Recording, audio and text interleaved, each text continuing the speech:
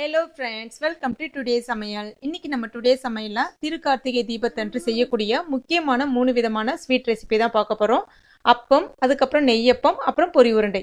இது மூணுமே ஒன்று ஒன்றா இப்போ எப்படி செய்யறது நம்ம பார்க்கலாம். முதல்ல அப்பம் எப்படி செய்யறதுன்னு பார்க்கலாம். ஃபஸ்ட்டு ஒரு பவுலில் 3/4 கப் அளவுக்கு வெல்லம் சேர்த்துக்கலாம். இது நம்ம பாகு காய்ச்ச போகிறது கிடையாது. வெல்லத்தை கரைச்சிட்டு அதில் இருக்கக்கூடிய அந்த சின்ன சின்ன கல்லுலாம் மண்ணுலாம் இருக்கும், அதை எடுக்கிறதுக்காக தான். 1/2 கப் அளவுக்கு தண்ணி சேர்த்துக்குங்க. தண்ணி சேர்த்துட்டு இப்போ வெல்லம் கரையிற வரைக்கும் இதை நம்ம கொஞ்சம் நேரம் மீடியம் ஃப்ளேமில் வச்சுட்டு கலந்து விட்டுக்கிட்டே இருங்க. இப்போ பார்த்தீங்கன்னா வெல்லம் கரைஞ்சிடுச்சு. இதை நம்ம இப்போ வடிகட்டிக்கலாம்.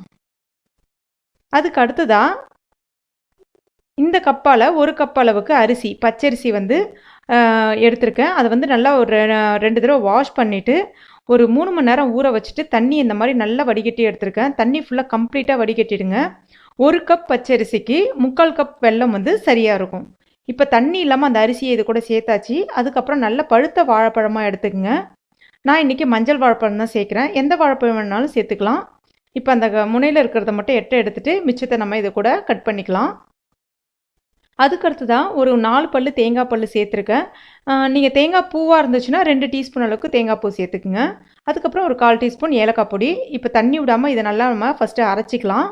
அதுக்கப்புறம் நம்ம வெல்லம் கரைச்சி வச்சுருக்கோம் இல்லையா, அந்த வெள்ளை கரைசலை இது கூட கொஞ்சம் கொஞ்சமாக சேர்த்துக்கலாம். சேர்த்துட்டு அரைங்க. இதில் வேறு எந்த தண்ணியும் எக்ஸ்ட்ரா தண்ணியும் நம்ம சேர்க்கக்கூடாது. அந்த வெள்ளை தண்ணியை வச்சு சேர்த்தாலே உங்களுக்கு ரேஷியோ கரெக்டாக இருக்கும்.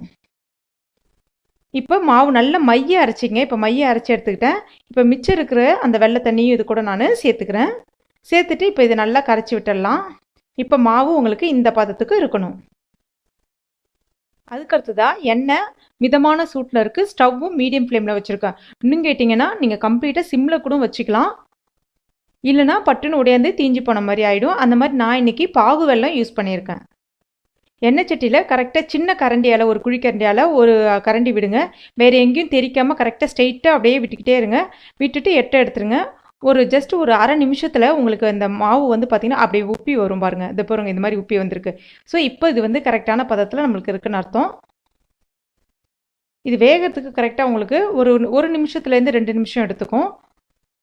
இப்போ பார்த்தீங்கன்னா இதை நம்ம திருப்பி விட்டுடலாம். திருப்பி விட்டுட்ட பிறகு உங்களுக்கு எண்ணெய் சலசலப்பு, அதாவது அந்த ஈர சலசலப்பு எல்லாமே அடங்கிட்டு உங்களுக்கு நல்ல உப்பி வந்திருக்கு பாருங்கள். இந்த ஸ்டேஜில் நம்ம இதை எடுத்துடலாம். இப்போ நம்முடைய சுவையான அப்பம் ரொம்ப குயிக்காக, ரொம்ப ஈஸியாக ரெடி ஆகிடுச்சு. இது ரொம்ப டேஸ்டியாக இருக்கும். நீங்களும் உங்கள் வீட்டில் கட்டாயம் ட்ரை பண்ணி பாருங்கள். அடுத்ததாக நம்ம பொரி உருண்டை எப்படி செய்யலான்னு பார்க்கலாம். நான் இன்றைக்கி ஒரு 3 கப் அளவுக்கு பொரி எடுத்திருக்கேன். அதுக்கு 1 கப் அளவுக்கு ஃபஸ்ட்டு நான் இந்த நெல் பொரின்னு சொல்லுவாங்க இல்லையா, அந்த நெல் பொரி தான் பயன்படுத்த போகிறேன். ஏன்னா இந்த மாதிரி கார்த்திகை தீபம்னாலே நெல் பொரி பயன்படுத்தி பொரி உருண்டை செய்வது தான் ஐதீகமே. நம்ம மொத்தமாக இந்த இதிலே செய்ய முடியாதுன்றனால நார்மலாக பயன்படுத்தக்கூடிய பொரி ஒரு 2 கப்பும், அப்புறம் இந்த நெல் பொரியும் 1 கப்பும் அளவுக்கு தான் எடுத்து செய்ய போகிறேன். இந்த நெல் பொரியில் இந்த மாதிரி நெல் அங்கங்கே இருக்கும். அதை நம்ம கையாலே எட்டை எடுத்துட்டு முறம் யூஸ் பண்ணி பொடிச்சிக்கலாம். அந்த மாதிரி மழை டைமில் எப்படியா இருந்தாலும் இந்த பொரி கொஞ்சம் நமுறு தட்டின மாதிரி தான் இருக்கும். அதனால் கடாயில் இந்த பொரியை நம்ம சேர்த்துட்டு கொஞ்சம் ஹீட் பண்ணிக்கலாம். அதாவது வறுக்கிறதுலாம் கிடையாது, அந்த கடாய் ஹீட் ஏறினாலே போதும் அந்த பொரிக்கு. அப்போ பார்த்து கையை தொட்டு இந்த மாதிரி பார்த்தீங்கன்னா உங்களுக்கு பொரி கொஞ்சம் நல்லா சூடு ஏறி இருக்கும். இப்போ பொரி சாப்பிட்றதுக்கு உங்களுக்கு நல்லா பொறன்னு இருக்கும். கரெக்டாக 2 கப் அளவுக்கு நார்மல் பொரியும் ப்ளஸ் 1 கப் அளவுக்கு அந்த நெல் பொரியும் சேர்த்துருக்கேன். இப்போ இதை நம்ம எடுத்து எட்ட வச்சிடலாம். அடுத்ததாக 3 கப் பொரிக்கு 1 கப் அளவுக்கு வெல்லம் கரெக்டாக இருக்கும். ஆனால் சில வெல்லம், அதாவது பாகு வெல்லம் 3/4 கப் போட்டாலே உங்களுக்கு கரெக்டாக இருக்கும். நான் இன்றைக்கி 3/4 கப் வெல்லத்தை 1 கப் அளவுக்கு தண்ணியில் கரைச்சிட்டு வடிகட்டி எடுத்திருக்கேன். ஏன்னா அதில் அந்த மண்ணு கசடுலாம் இருக்கும். அதை இப்போ இந்த கடாயில் சேர்த்துக்கலாம். இந்த வெல்லம் சேர்த்த பிறகு ஒரு 10 நிமிஷத்தில் உங்களுக்கு பாகு ரெடி ஆகிடும். மீடியம் ஃப்ளேமில் வச்சுட்டு பண்ணுங்கள். அதுமாதிரி ஹை ஃப்ளேமில் வச்சுட்டு எப்பயுமே பாகு காய்ச்சக்கூடாது. பாகு உடையாந்து பட்டுன்னு கரிஞ்சு போன மாதிரி ஆகிடும். இப்போ பார்த்தீங்கன்னா இந்த பதத்தில் இருக்கும்போது இது கூட நம்ம ஒரு 1/4 டீஸ்பூன் அளவுக்கு ஏலக்காய் பொடி சேர்த்துக்கலாம். அதுக்கடுத்து தான் இந்த பாகு நம்மளுக்கு ரெடி ஆகிடுச்சா இல்லையான்னு பார்க்கறதுக்கு பார்த்தீங்கன்னா உங்களுக்கு இந்த மாதிரி கடைசி ஸ்டேஜில் நல்லா பபுள்ஸ் மாதிரி வர ஆரம்பிக்கும். இப்போ ஒரு பிளேட்டில் கொஞ்சமாக தண்ணி எடுத்துகிட்டு கொஞ்சமாக ஒரு ட்ராப் விட்டு பாருங்கள். இந்த மாதிரி கரைஞ்சிது அப்படின்னா, லைட்டாக பிளேட்டை ஆட்டும் போது கரைஞ்சிது அப்படின்னா உங்களுக்கு பாகு கரெக்டான பதத்தில் இல்லைன்னு அர்த்தம். ஒரு நிமிஷம் வெயிட் பண்ணுங்கள். உடனே திருப்பி, அதாவது ஜஸ்ட் ஒரு நிமிஷம் கேப்லேயே நீங்கள் இது மாதிரி செக் பண்ணால் போதும். மறுபடியும் ஒரு பிளேட்டில் இந்த மாதிரி தண்ணி எடுத்துகிட்டு இந்த மாதிரி செக் பண்ணி பாருங்கள். உங்களுக்கு இந்த மாதிரி உருட்டி பார்த்தீங்கன்னா நல்லா உங்களுக்கு திக்கான உருண்டையாக இந்த மாதிரி வரணும். இப்போ பாகு கரெக்டான பதத்தில் இருக்குன்னு அர்த்தம். இப்போ ஸ்டவ்வை ஆஃப் பண்ணிடுங்க. ஆஃப் பண்ண பிறகு நம்ம வறுத்து வச்சிருக்க பொரியை வந்து கொஞ்சம் கொஞ்சமாக சேர்த்துட்டு கலந்து விட்டுடலாம். கலந்து விட்ட பிறகு பார்த்தீங்கன்னா உங்களுக்கு இப்போ இப்படி இருக்கும். நீங்கள் இதை வந்து நீங்கள் அடுப்பு விட்டு இறக்கக்கூடாது. அதாவது அந்த அடுப்போடைய அனலே, அதாவது அந்த ஸ்டவ்வோட அனல்லே வந்து இருந்ததுன்னா உங்களுக்கு உருண்டைகள் பிடிக்கிறதுக்கு வந்து சௌரியமாக இருக்கும். அதாவது பட்டுன்னு வந்து ஆறி போகாமல் இருக்கும். இப்போ கையில் கொஞ்சம் நெய் தடவிருக்கேன். தடவிட்டு உருண்டைகள் வந்து எடுத்து பிடிக்க ஆரம்பிங்க. ரொம்பலாம் சூடாக இருக்காது. ஜஸ்ட் கொஞ்சம் ஆறின மாதிரி தான் இருக்கும் பொரி சேர்த்தணும். ஏன்னா பொரி ஆறின பொரி தான் நம்ம சேர்க்குறோம். இப்போ பார்த்தீங்கன்னா உருண்டைகள் டக்கு டக்கு நம்ம பிடிக்க ஆரம்பிச்சிடலாம். நல்லா அழுத்தி பிடிங்க, நிதானமாகவே அழுத்தி பிடிங்க. இஃப் சப்போஸ் உங்களுக்கு எல்லா உருண்டைகளும் பிடிக்கிறதுக்கு முன்னாடி ஆறிடுச்சு அப்படின்னா நீங்கள் என்ன பண்ணலான்னா ஸ்டவ்வை மறுபடியும் ஆன் பண்ணிவிட்டு ஸ்டவ்வை கம்ப்ளீட்டாக சிம்மில் வச்சுருங்க. ஒரு அரை நிமிஷம் மட்டும் வச்சுருந்தாலே போதும். மறுபடியும் அந்த வெள்ளம் எல்லாமே உங்களுக்கு உருகி வர ஆரம்பிக்கும். உடனே ஸ்டவ்வை ஆஃப் பண்ணிவிடுங்க. அப்போ கரண்டியால் நல்லா கலந்து விட்டுட்டு மறுபடியும் உருண்டைகள் பிடிக்க ஆரம்பிச்சிடலாம். அந்த மாதிரி பண்ணும்போது வானலும், அதாவது அந்த கடாயும் உங்களுக்கு நல்லா கிளியர் ஆகிடும். உங்களுக்கு கழுவுறதுக்கும் ரொம்ப சௌரியமாக இருக்கும். இப்போ எல்லா உருண்டைகளும் பிடிச்சிட்டேன்.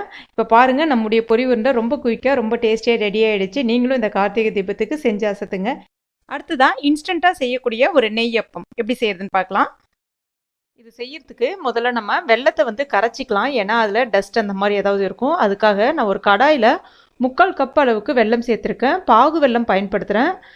இதில் வந்து ஒரு 1/4 கப் அளவுக்கு தண்ணி சேர்த்துட்டு ஸ்டவ்வை மீடியம் ஃப்ளேமில் வச்சுருங்க. இது வந்து பாகாலாம் காய்ச்ச வேணாம், வெல்லம் வந்து கரைஞ்சால் மட்டும் போதும். இப்போ வெல்லம் கரைஞ்சிடுச்சு. இதை நம்ம இப்போ வடிகட்டிக்கலாம். அதுக்கு அடுத்து தான் ஒரு பவுலில் ஒரு அரை கப் அளவுக்கு அரிசி மாவு சேர்க்குறேன். வீட்டில் இருக்கக்கூடிய பச்சரிசி மாவு எடுத்துக்கங்க. இடியாப்ப மாவு இருந்தால் கூட நீங்கள் பயன்படுத்திக்கலாம். அதுக்கடுத்து தான் அரை கப் ரவை சேர்க்குறேன். ரவை வந்து அந்த சின்ன சின்ன ரவை இருக்கும்ல, அது சேர்க்குறேன். உங்ககிட்ட சப்போஸ் பெரிய ரவை தான் இருக்குன்னா மிக்சியில் ஒரு சுற்றிட்டு எடுத்துக்கோங்க. சின்ன ரவை யூஸ் பண்ணால் தான் இந்த அப்பம் வந்து நல்லாயிருக்கும். அதுக்கு அடுத்து தான் ஒரு 1/4 கப் அளவுக்கு கோதுமை மாவு எடுத்துக்கிறேன். அப்புறமா ஒரு பிஞ்ச் அளவுக்கு உப்பு, அதிகமாக போட வேண்டாம், ஜஸ்ட் கொஞ்சமாக ஒரு பிஞ்ச் அளவுக்கு உப்பு.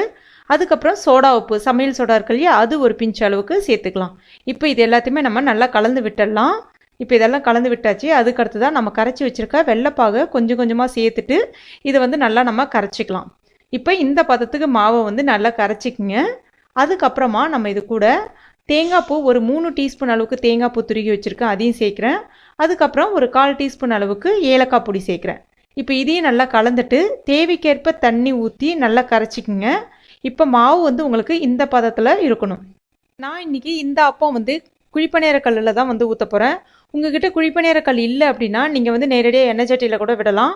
ஆனால் மாவு இதை விட இன்னும் கொஞ்சம் திக்காக எடுத்துக்கணும். தண்ணி குறைச்சிட்டு திக்காக எடுத்துக்கங்க. அதுக்கப்புறம் ஒன்றா தான் வந்து எண்ணெய் சட்டியில் விட முடியும், நிறையெல்லாம் விட முடியாது. இப்போ இந்த குழிப்பணியார கல்லில் நான் நெய் சேர்க்குறேன். வேணும்னா நீங்கள் நல்லெண்ணெய் சேர்த்துக்கலாம்.